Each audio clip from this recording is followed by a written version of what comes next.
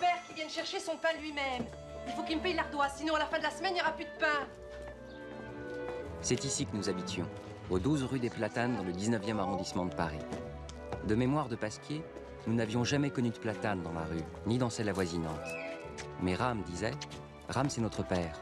Maman l'appelait ainsi car elle n'aimait pas Raymond comme prénom. Ram disait donc, quand je donne notre adresse, les gens ont l'impression que l'on habite dans un parc, ça en impose.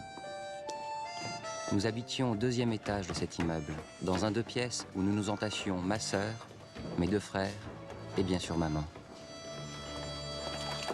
Bonjour Madame Frémont. Bonjour, petit Laurent.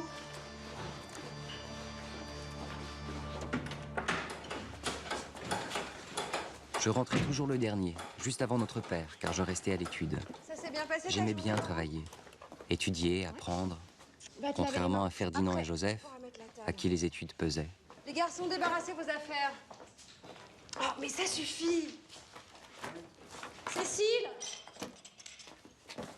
viens nous aider.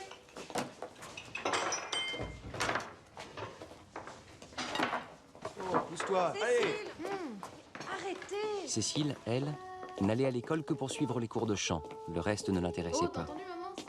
Viens nous aider. Allez, dépêche-toi. Notre appartement se composait de 2 pièces. Bon, j'y Dans vais. l'une qui faisait office de chambre, je dormais avec papa dans un lit. Cécile avec maman dans l'autre. Et dans le lit sous la fenêtre, dormaient Joseph et Ferdinand. Dans l'autre pièce, on vivait, riait, travaillait, mangeait. Tiens, prends les œufs. Qui a eu des œufs hier? Tous les soirs, on avait des lentilles avec parfois un œuf ou des saucisses à se partager. C'était papa.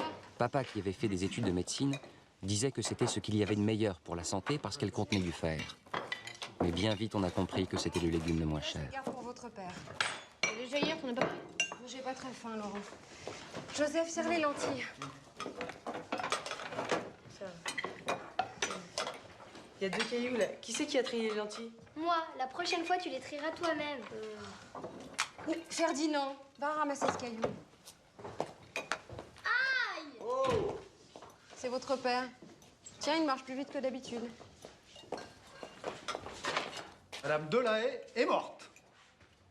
Comment le sais-tu? Il y avait une lettre dans la boîte. Qui a pu nous envoyer un faire-part? C'est pas un faire-part, c'est une lettre du Havre. Une lettre d'un notaire. Mais ne pleure pas, maman. Tu nous as toujours dit que tu détestais ta tante. Tu peux pas comprendre, mon chéri. C'est quand même elle qui m'a élevée. Tu es gentil. Et si Madame Delahaye est morte? Et si c'est le notaire qui écrit, il doit y avoir un héritage. Et elle était riche, la tante maman, hein? On parle pas comme ça, Joseph. On va être riche. On va être riche. On va être riche. On va être riche. On va être riche. On va être riche. On va être riche.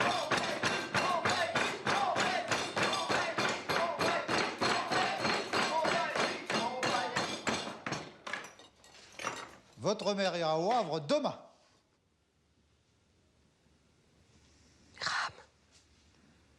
Ram, tu dors? Oh. Qui te dit qu'elle ne m'a pas déshérité? Ouais, non. Nous n'aurions pas reçu de lettre d'un notaire.